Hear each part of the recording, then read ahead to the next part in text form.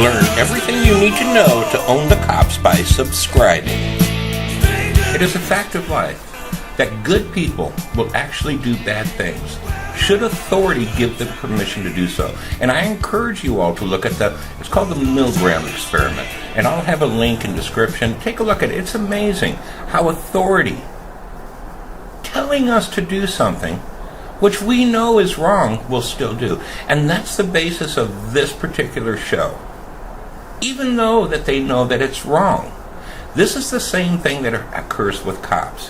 When they begin to go through the indoctrination Studio News Network, everything that you need to know to help stop police brutality. Put your hands behind your back and the dog will stop biting. Check out all of our exciting channels. Hey, go.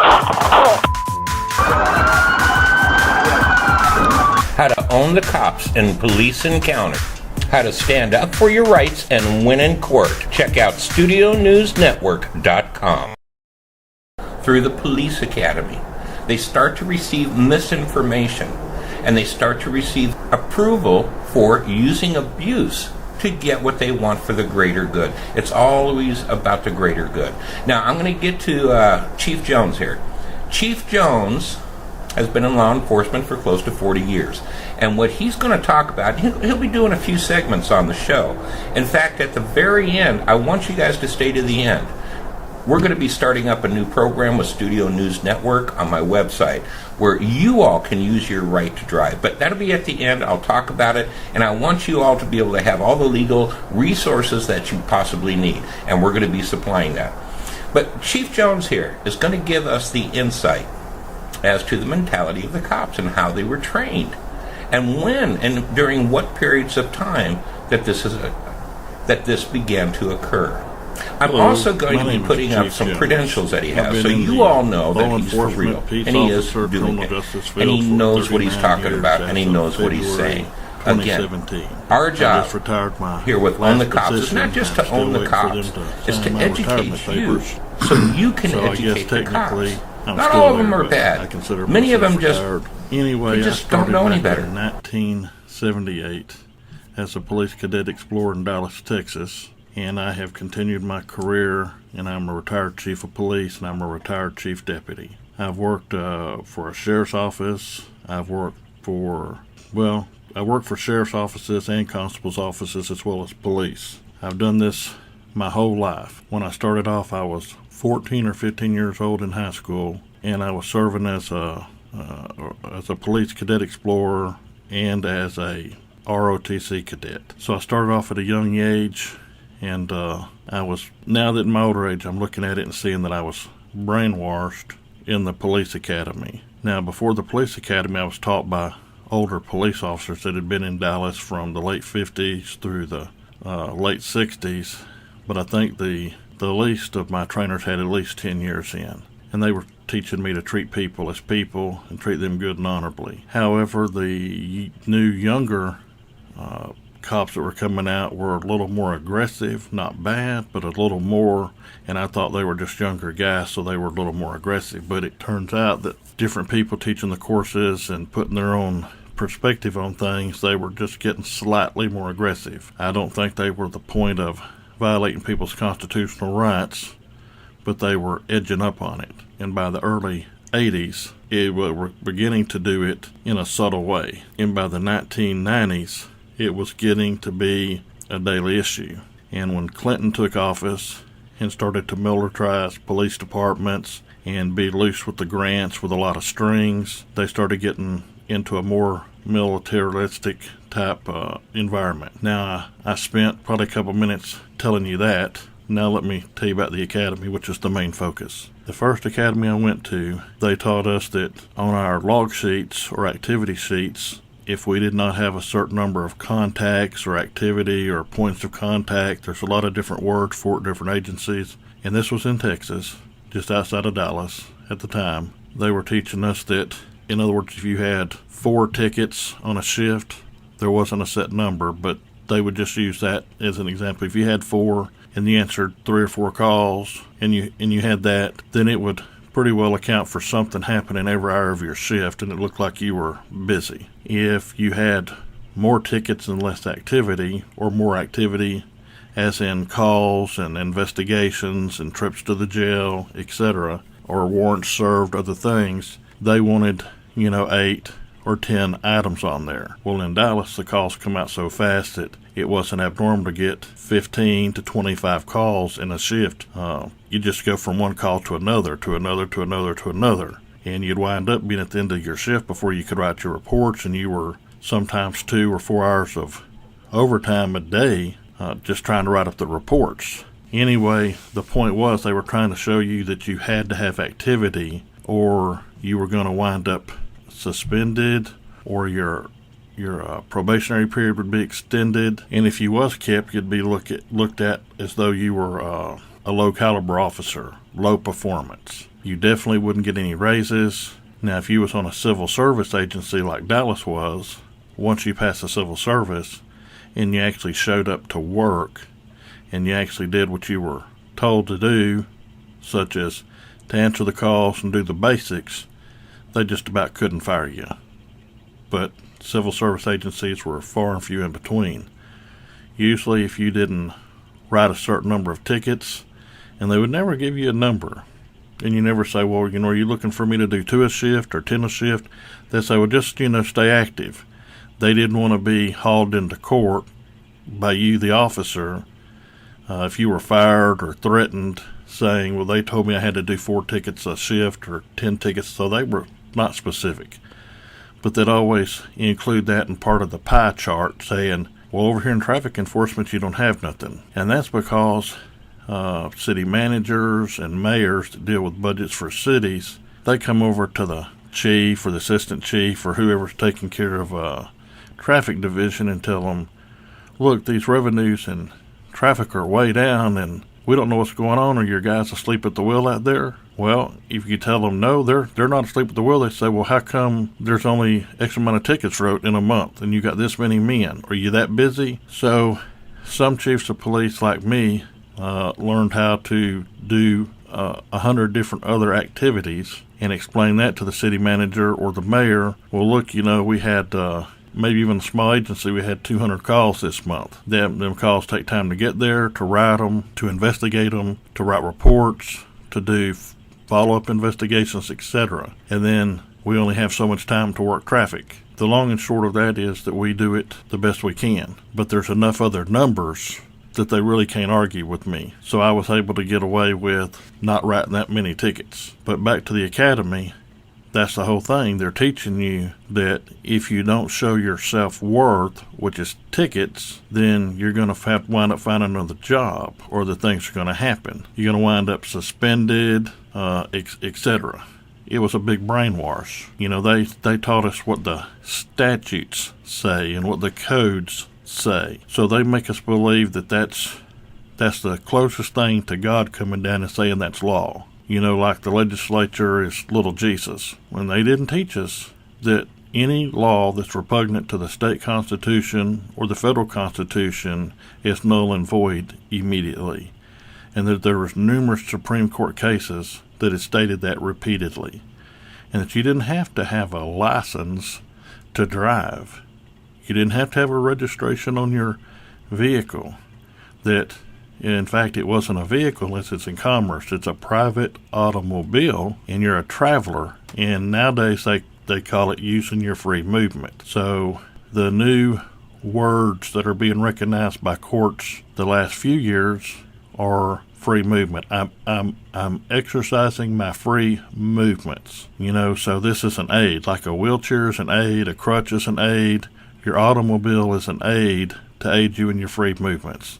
And your automobile is a private household good, just like a refrigerator, a washer, a dryer. It helps you take care of your household. And you don't have to have a license to exercise a right. You only have to have a license to exercise a privilege. But they didn't teach us none of that. So even today, if I'm stopped by some law enforcement who might be a peace officer or non-peace officer law enforcement, a statutory officer, not a constitutional peace officer, then I have a well of a time trying to explain that to them. And I know what I'm saying, and usually at some point, I usually let it go as far as it can before, for my own self-protection, I usually wind up revealing that I have been in this my entire life, and I know exactly what I'm talking about. Well, sometimes they still don't get it, but I do my best to teach police officers every day. You do not have to have a registration for your household good. That is an automobile, unless it belongs to the government or the military, or it is in commerce. In such case, the man or woman driving the truck or the bus or the van would have to have a commercial driver's license to operate a commercial vehicle. So you have commercial vehicles that's in commerce. Then you have the private automobile driven by the man or woman. Now, cities, counties, towns, federal government, they have vehicles. The military has vehicles. The government and the military have traffic, and they have enforcement of traffic, but only a vehicle and only a driver, a commercial driver or a government employee, is a driver that requires a license for a vehicle. You don't have to have a license if you're a man exercising your free movement. So this is a totally blindsiding event to officers of the law. So they look at you as a troublemaker. And they tell us at the academy, you're going to come into these troublemakers. So try and reason with them.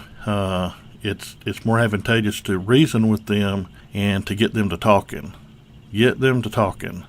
Once they start talking, then you start taking mental notes. And if you need to, get out your pad and start writing down some references so you can remember for court. So it was said to us many times, if people do not talk to us, at best, if we're really, really on top of our game and we're really, really good at what we do, we're only going to make 5% of our cases out of 100%. We're only going to get 5. 95% are made by people compiling evidence against themselves. Okay, well, knowing what I know now and being a Christian and having repented from my ways, and I will not conduct what is called a traffic stop anymore. I will not ask for vehicle registration insurance. I know what the law says and doesn't require it, and if I do it, I'm acting in bad faith. So we have to educate peace officers especially, but law enforcement officers as well, that what they're doing and what they see and they're trained, this is good, this is right, this is what we're supposed to do is wrong. The people that trained them were wrong, and the people that trained them before them were wrong. This goes all the way back to about 1968, 1969. That's when all of the states, I think Texas was the last one, I'm not positive, were incorporated. And when they were incorporated, that had to do with the Federal Reserve notes and their incorporation, which is a whole nother subject. But what it did is it's a LexisNexis connection, the way I explain it. It's like a spider's web. And so that started changing automobiles to being assumed and presumed falsely to be a vehicle.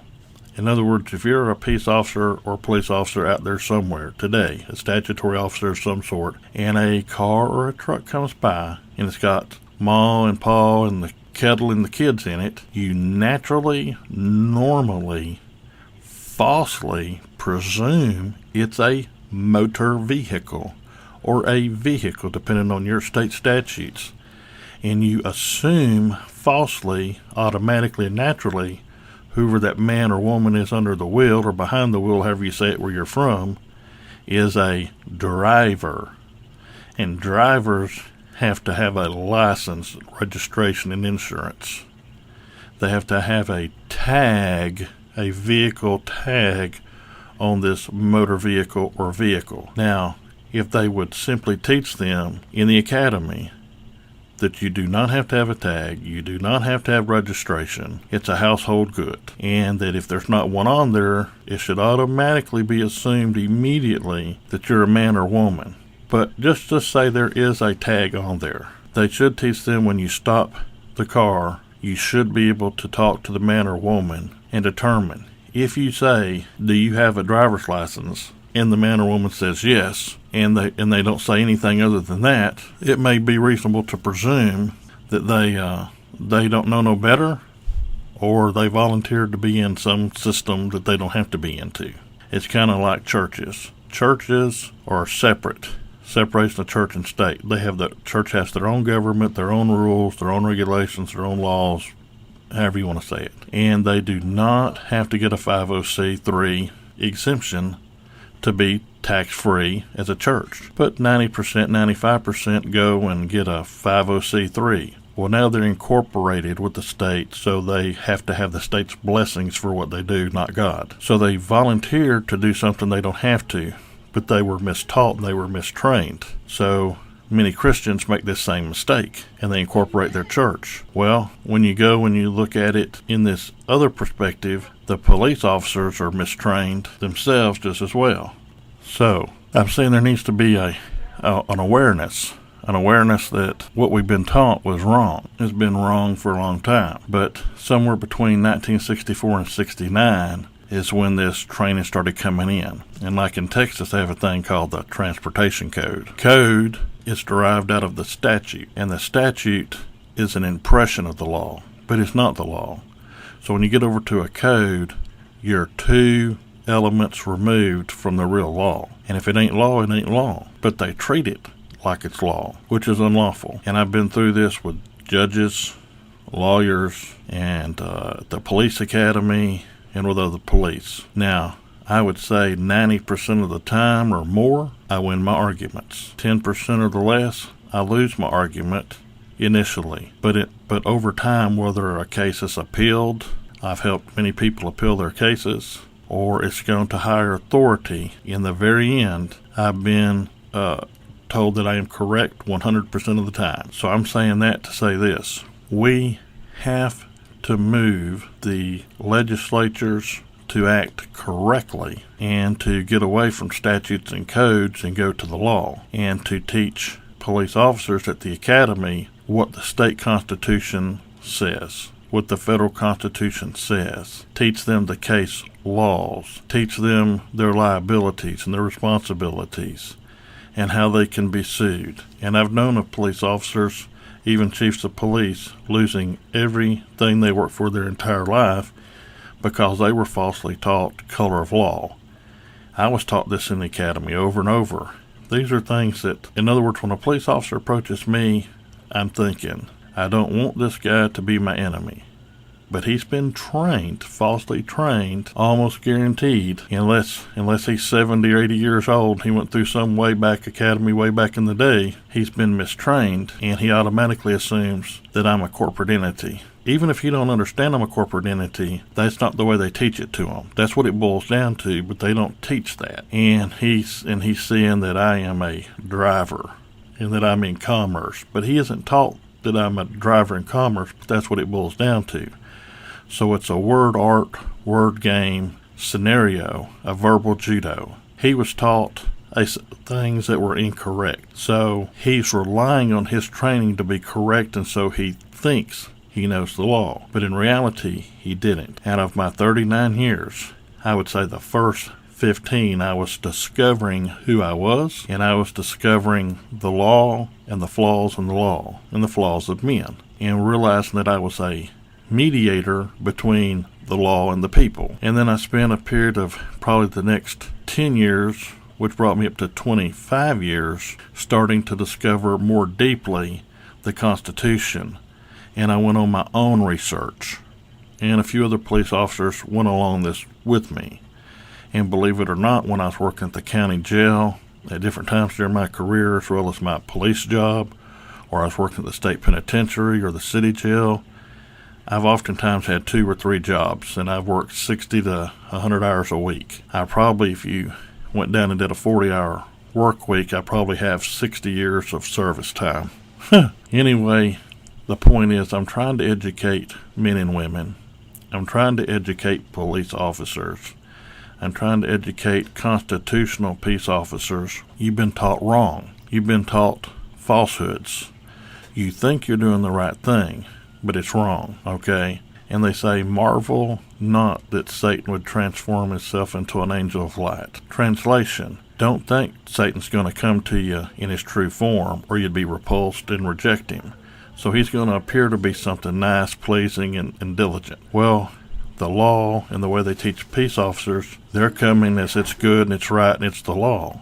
But in reality, it's devilish and it's wrong. And they teach them part of a truth. Well, just like the minister used to say, he said, I'm going to put 1 drop of poison inside of this pot of stew. Just one drop. So it's going to be very, very, very, very, very diluted. Who will have the first bowl? Well, nobody wants it. So the moral of the story is anything that's not correct poisons all of it, which went back to a thing we used to be taught at the academy in the 70s and 80s. I've been through 3 full-time academies, a part-time academy, and a correctional officer academy. And I've worked in Texas, Oklahoma, Florida, Alabama, and Tennessee. Okay? And I've been through, like I say, 3 full-time academies, a part-time academy, and a correctional officer academy. Okay? So I've also worked on a special assignment as a Texas Ranger and Deputy U.S. Marshal for a period of time. They actually never did ask back for my credentials, and they told me that I was would be a Ranger and a Marshal till they recalled them. That was in 84, 85, if I remember right. They ain't never asked for them back, so I don't know.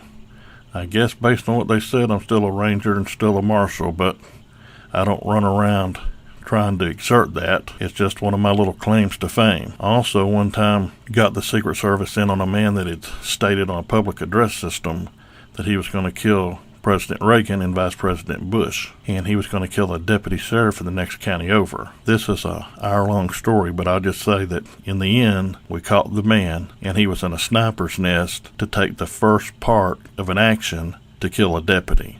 So we saved the deputy sheriff from being killed. That was in Wood County, Texas, and in Hunt County, Texas. And the president was going to be appearing in Dallas County, Texas. And this was in 1986. I've got an autographed picture of President Reagan and his wife, and the Secret Service brought it to me and said, on behalf of a grateful nation, the president has signed this in the Oval Office. We were present, and he said to bring it to you.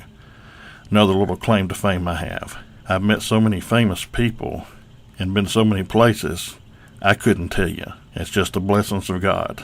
And I've told many people that I know, I have got on my knees and asked God to forgive me for violating the people's rights. Their God-given inalienable rights, which are guaranteed and backed up by the state and federal constitution in each state they live in. I did this about 16, 17 years ago. I finally really woke up to see how bad things were, and I quit writing tickets, and I started treating people different. Now, if people said, that they was a driver and this was their vehicle, but they're taught to use these words too, that, yeah, I'm the driver and this is my vehicle. Well, at that point in time, then their word tickets issued because they volunteered into this system. And some of them, at different times, that would listen to me, I try to explain, you're a man or a woman and you don't have to have a license. You don't have to have insurance and registration. They said, well, try and explain that to the next policeman down the road, and I said, I'm working on it. So I want to be clear and don't give you a false impression here. Anyway, the long and short is the academy, we used to be taught about civil rights. And civil rights are lesser than inalienable rights. Civil rights really mean civil privileges. Privileges come and go. Rights are forever. So, inalienable rights. And that gets into being a 14th Amendment citizen or not being a 14th Amendment citizen, and being a state citizen versus a federal citizen. Now, I can't think of the man's name that was he's in Arizona.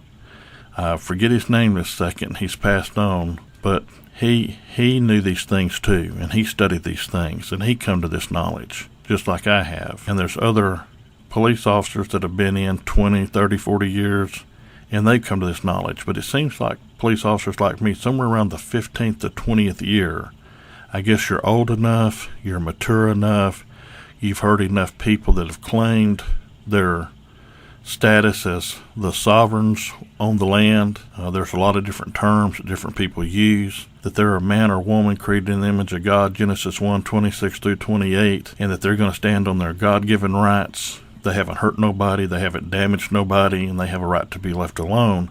When you hear this over and over and over, somewhere in your mind and your heart, even if you're not a Christian somewhere, you've got to say there's more to it. There's more to it. And you start asking questions, and you start talking to older policemen. You start going on the internet now that there's an internet. Of course, that's You know, you can debate when it started, but when it went kind of mainstream was around the year of 2000. So we've had about 17 years, at least to my knowledge. If I'm wrong, I'll be glad to correct myself. It's not no big thing to me. I don't sweat the little stuff.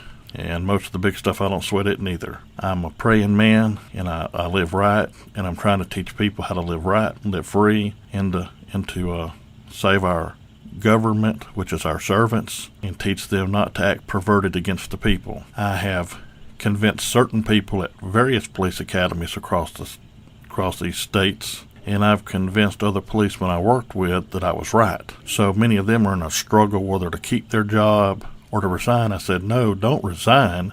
You actually know what the law is. So you try and change your agency, try and change your office or your department. They like to use the word agency. Well, you're either a department or an office. If you're a department, you're automatically a statutory agency, which means the legislature created you. If you're an office like the office of sheriff or office of constable or office of marshal or office of ranger, that was in the Constitution for your state. And those are what the people, not the legislature, the people agreed to when you was made a state. And that has a supremacy in it. That's why it's an office, and you're elected by the people, and you're held accountable to the people every 2 years or every 4 years, depending on what your law says in your state. And if people will go in groups of 5, 10, or 15 down to see your constable or your sheriff, or your marshal, whoever your elected officials are in your law enforcement, and tell them, we know what the law is, and you have documented proof,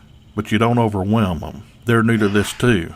And you give them a little bit here and a little bit there and a little bit here and a little bit there. Then eventually they begin to wake up and to realize what's going on. And it begins to make sense. And they realize that you vote, or maybe you're an elector. The truth is we're electors, and many people were convinced we were voters. And that's a whole nother story too, which maybe we'll talk about one day. I like to thank all the people in the patriot community and the sovereign movement who have studied the constitutions of the states and who have studied the Constitution for the United States. For all the people that have talked to the police on the side of the road and tried to educate them, the people that have gone to the judges and tried to educate them and the prosecutors. God bless you. It's making a difference, but it took whatever 40, 45 years, 50 years to get here, and only in the last maybe 10 to 15 years has there been a real movement to turn it back. So it took a while to get here, and it'll take a while to get back. In other words, you got to go back to first principles and first beliefs. And in our case, it doesn't matter if there's one law in the books or there's 5 million laws. Until there's a man or woman nowadays with a badge on their chest and a gun on their side and a radio and a cell phone where they can call 50 or 100 more people with badges and guns on them to enforce things that are unlawful. Till we change that, it doesn't matter. Okay? Now, if you convince the police as a whole that many warrants that are issued are void, on their face they're void, that certain people don't have standing to give an affidavit or to have a warrant issued. They got to understand the differences in privileges and rights. And the exercise of a free movement is a right. It's not a privilege. You can't convert a right or a privilege into a crime.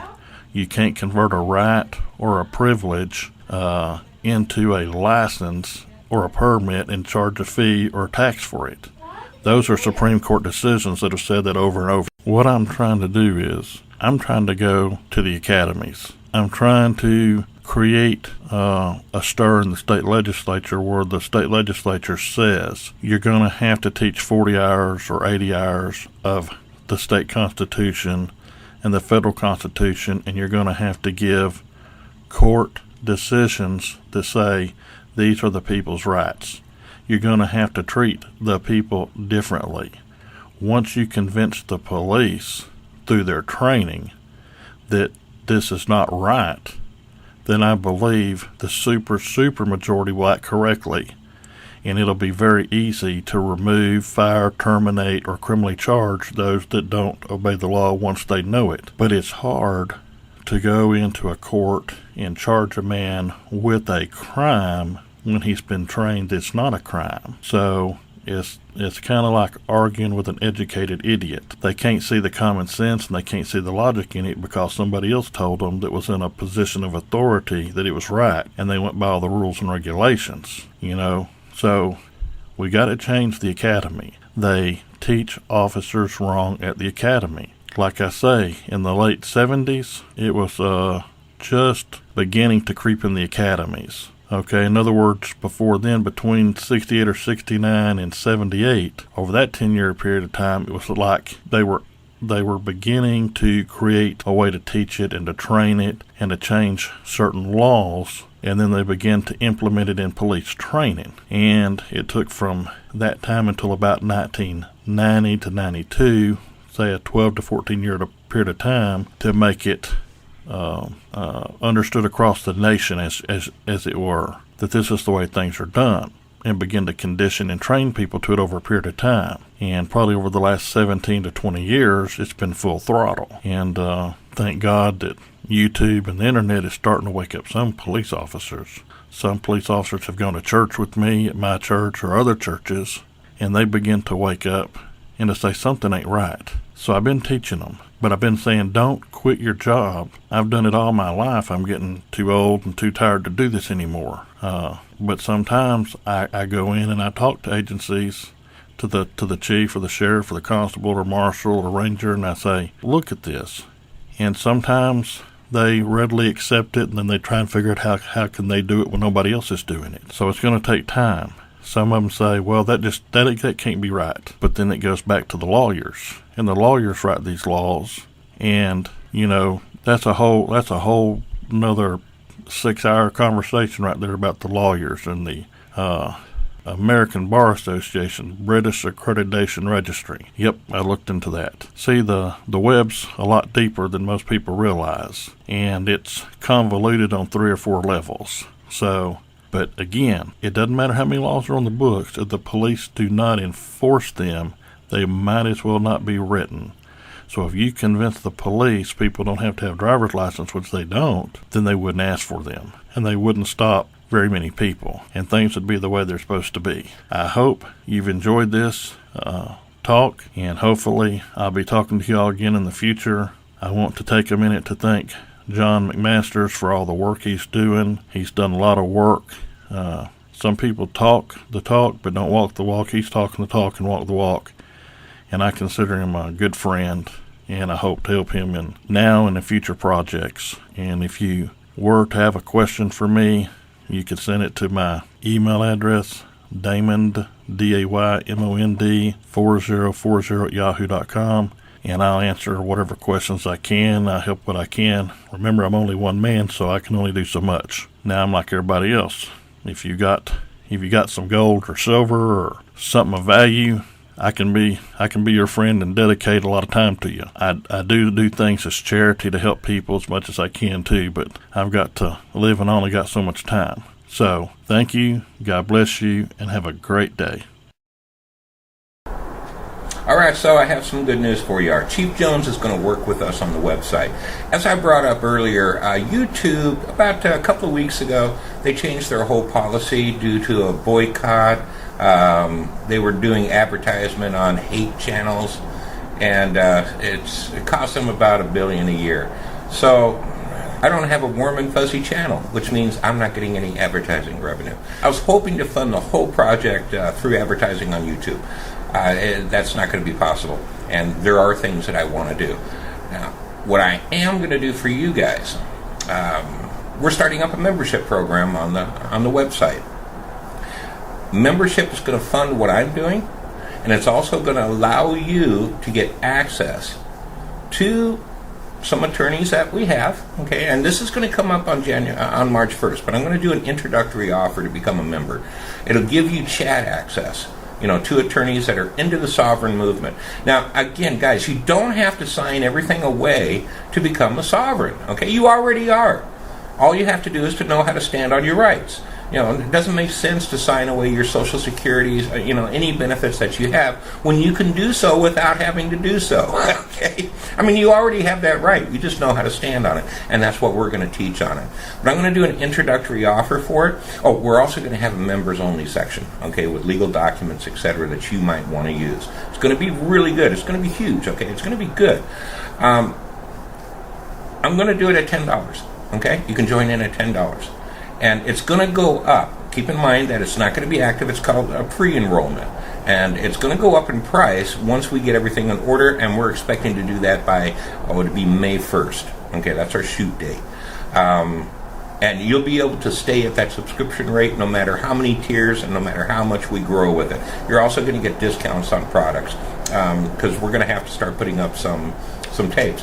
In fact, I've got CDs, okay, of which would cost you thousands of dollars that I'm going to make available. All right, so that's coming up soon, and that'll be all part of the subscription. Again, guys, the main thing is you're going to help us continue doing what we're doing. And also, Chief Jones says that he's going to be available on the IRC to answer any questions that y'all have. So that'll put you in contact with him. Again, I've got other people that I'm going to be bringing into it. It's going to be worth the $10, and it's also going to help us grow. Thank you. Studio News Network, everything that you need to know to help stop police brutality. Put your hands behind your back and the dog will stop biting you. Check out all of our exciting channels. Hey, go. How to own the cops in police encounter. How to stand up for your rights and win in court. Check out StudioNewsNetwork.com.